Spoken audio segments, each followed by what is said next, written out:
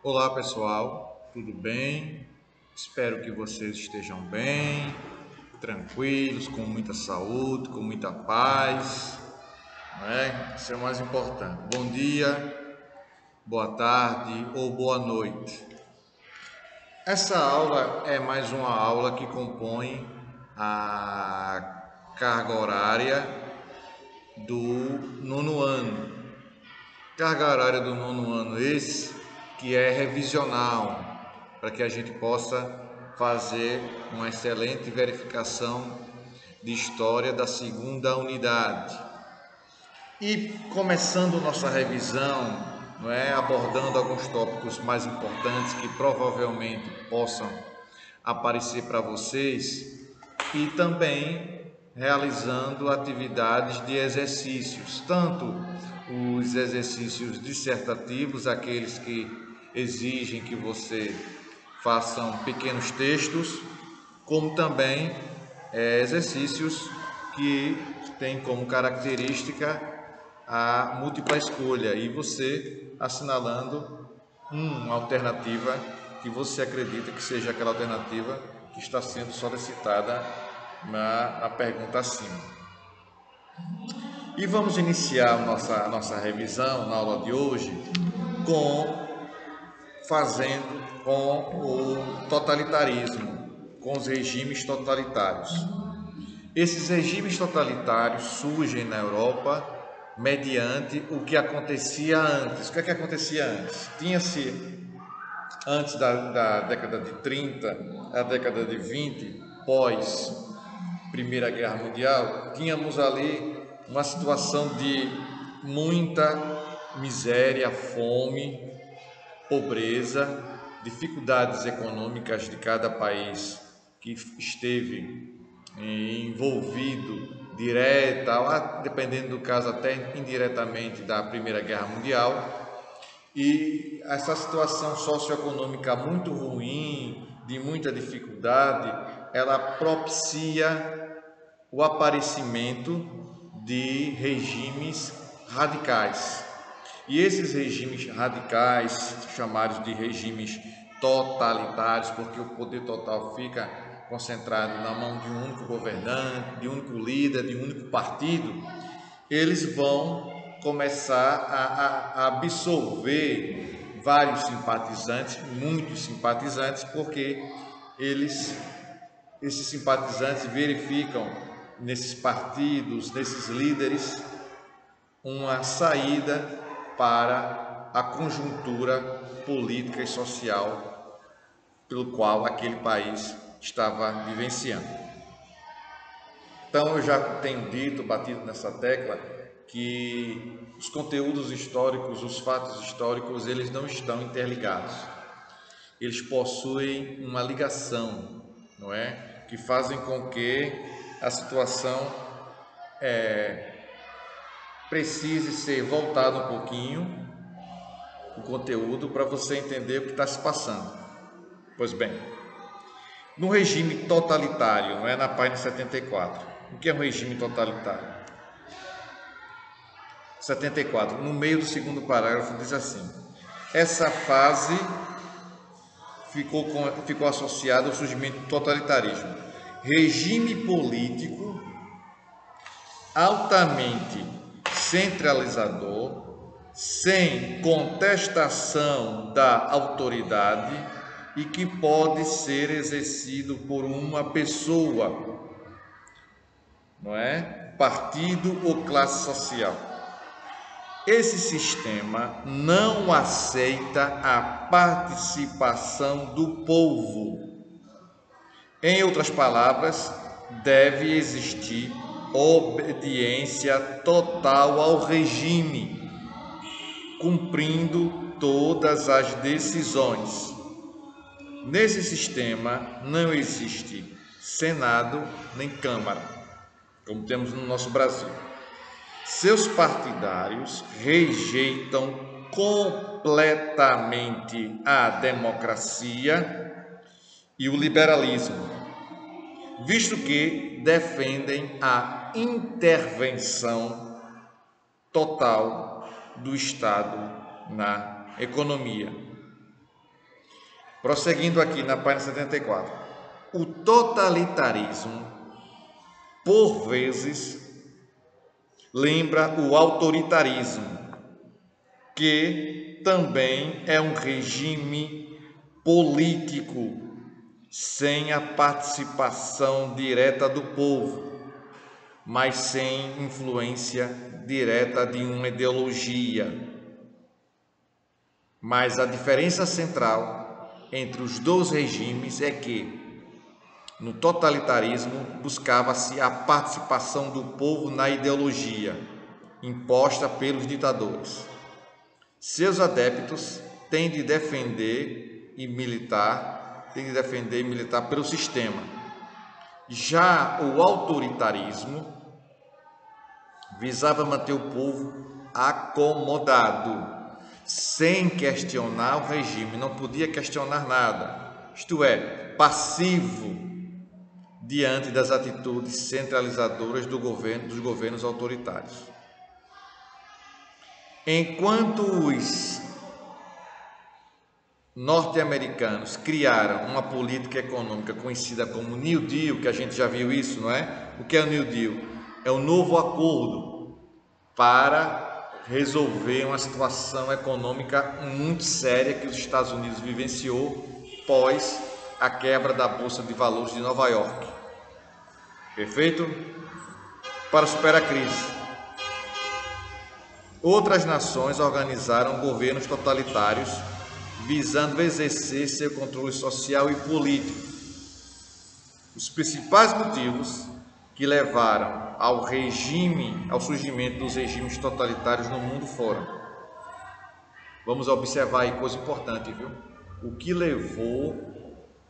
Quais motivos levaram ao aparecimento desses regimes totalitários no mundo?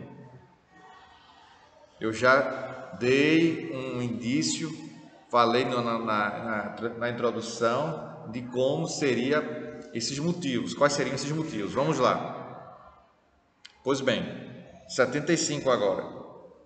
A Grande Depressão econômica que gerava miséria e desemprego. Outro item. As revoltas sociais que ameaçavam as nações. Muitas greves foram realizadas. O sindicalismo ganhou força e a sociedade passou a reagir diante da crise. Outro item que foi responsável para o surgimento dos regimes totalitários no mundo. Medo de que acontecesse uma revolução nos moldes ocorridos na Rússia em 1917. Nós temos agora aqui os 4 principais, né, no penúltimo parágrafo da página 75. Os 4 regimes totalitários. Quais são eles? O fascismo, que vai dar origem aos outros, o nazismo, o franquismo e o salazarismo. Franquismo na Espanha e o salazarismo em Portugal, e o nazismo na Alemanha. Então, o fascismo, ele vai ter uma ideologia bastante forte, autoritária e ultranacionalista. Tá bom? Quais são as características desse fascismo?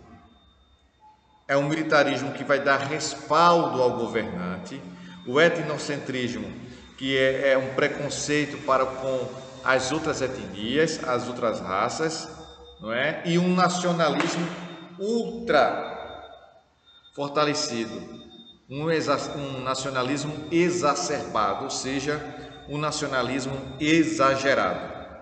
Essas são as características do fascismo. Tá bom?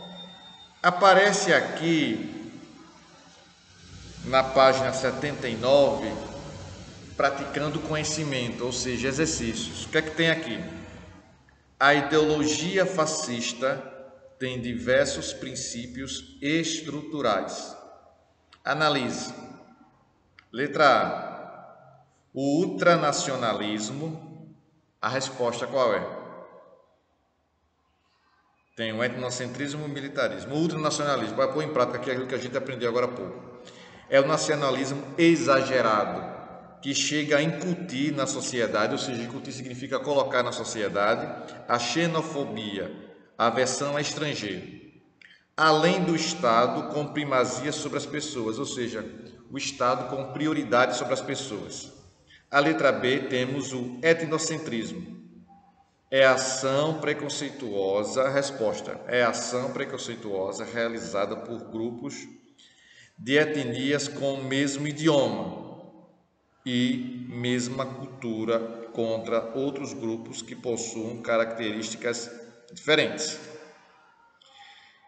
Na letra C, nós temos aí o militarismo. É a estrutura política que garante o aparelhamento e a defesa de um regime, tendo como objetivo manter, através da repressão, as condições favoráveis por suas ações.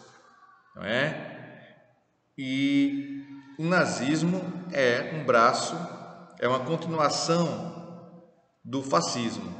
Tem também aqui a questão do racismo, não é? A raça ariana se achando melhores do que as outras raças, a eugenia, que é a seleção das pessoas com base nas características genéticas, o antissemitismo, ou seja, anti significa negação, negação ao povo semita, ou seja, negação ao povo judeu, e o pangermanismo é um movimento surgido lá no século XIX, que defendia a unificação do Estado alemão, e para isso teria que ter um espaço, o chamado espaço vital. Dito isto, nessa revisão que nós estamos realizando, vamos, só para identificar bem, colocarmos aqui, fazermos uma questão que trata sobre o nazismo, define o nazismo. O que é o nazismo?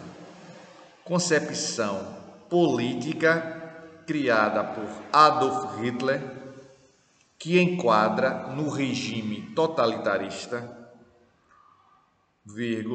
ultranacionalista, etnocentrista e militarista. Militarista. Defendia um estado de exceção, centralizador, não é? Um estado centralizador.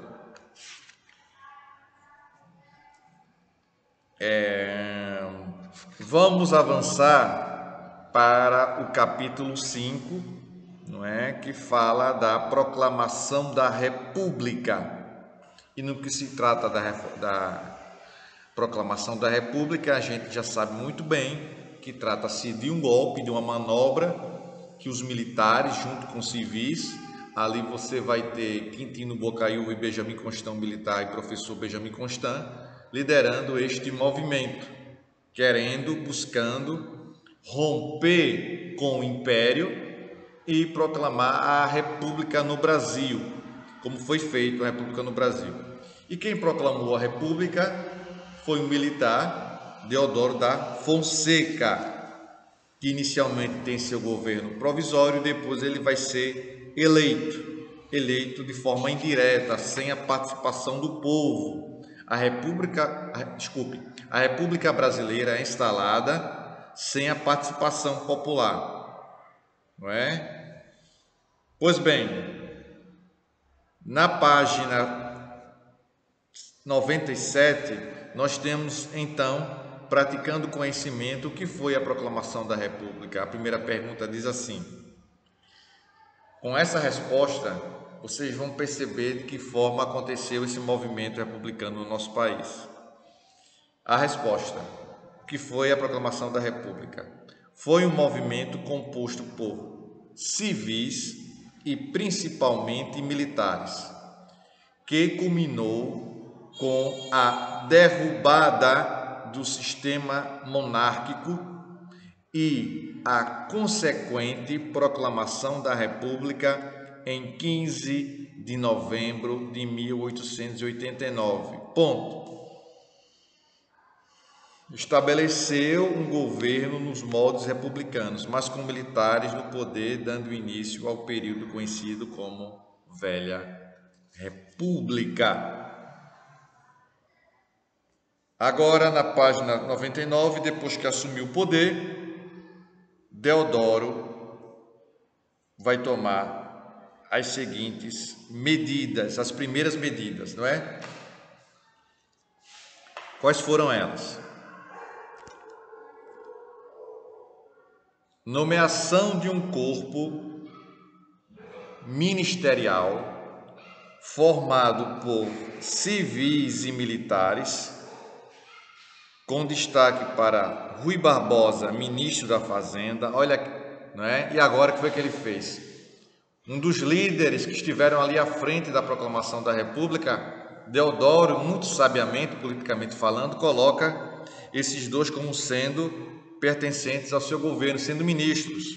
Aí colocou Benjamin Constant como ministro da Guerra, Benjamin Constant era militar, e Quintino Bocaiúva como ministro das Relações Exteriores. Uma outra medida tomada por Deodoro: intervenção nas políticas provinciais, colocando e nomeando ministros militares e civis como governantes das províncias, como forma de demonstrar sua força e consolidação da República Brasileira. Outro item: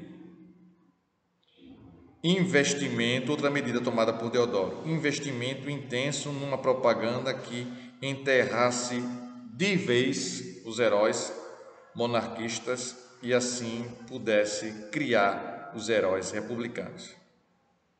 Se possível, Deodoro da Fonseca e Floriano Peixoto.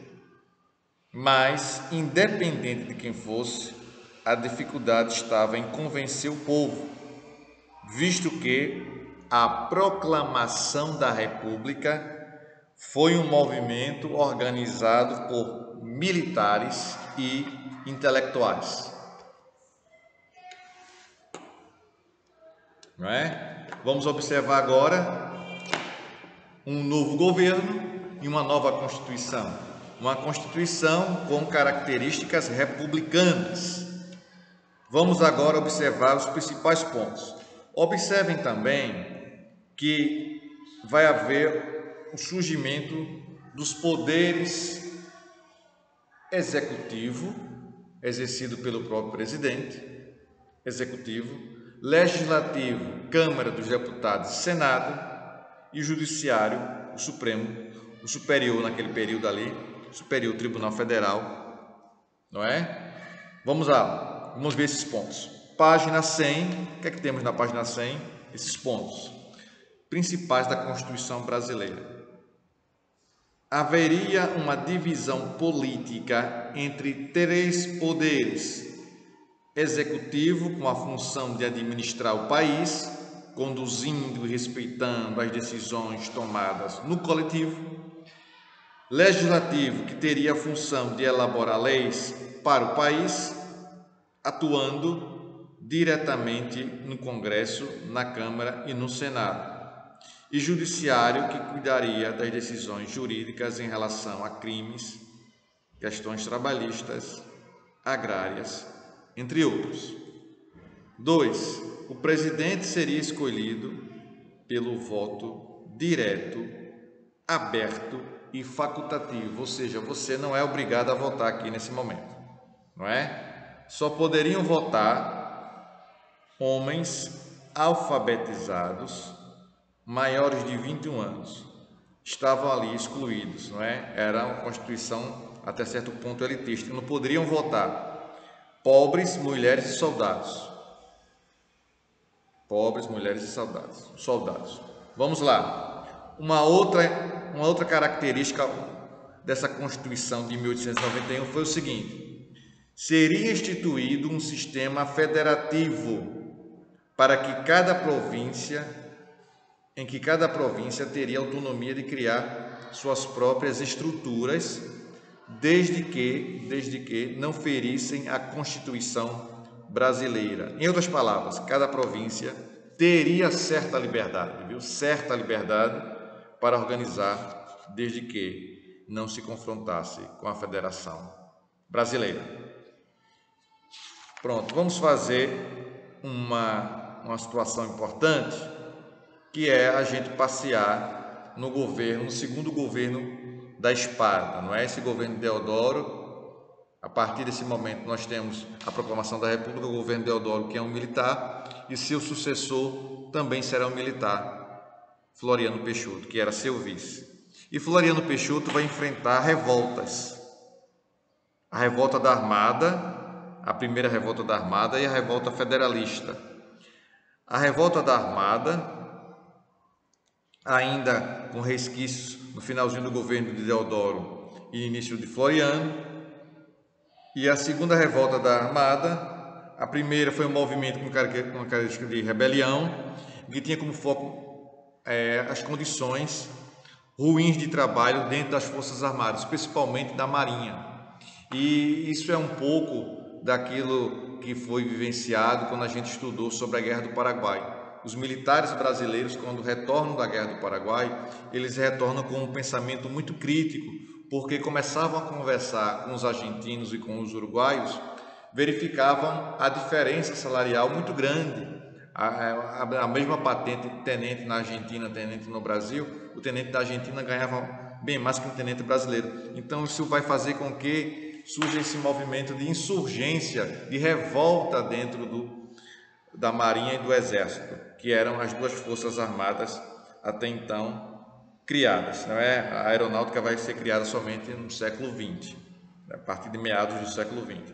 A segunda revolta armada, após a renúncia de Deodoro da Fonseca, vários quadros políticos, principalmente ligados à oligarquia rural do Brasil e setores médios da sociedade brasileira, contestaram Floriano Peixoto como presidente, defendendo eleições para que o cargo fosse estabelecido.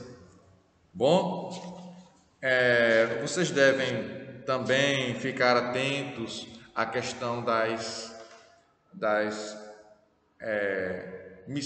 atitudes que se tinham pós o governo de Deodoro. Atitudes de que maneira?